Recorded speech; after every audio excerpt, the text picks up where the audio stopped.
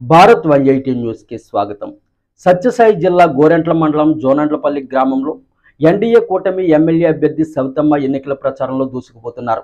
రాత్రిని సైతం లెక్క చేయకుండా ముందుకు సాగుతున్నారు ఆమె.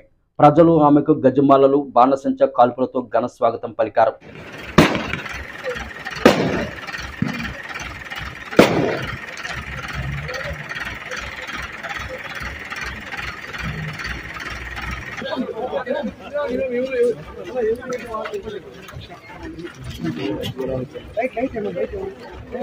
बाबू लाइट एक बार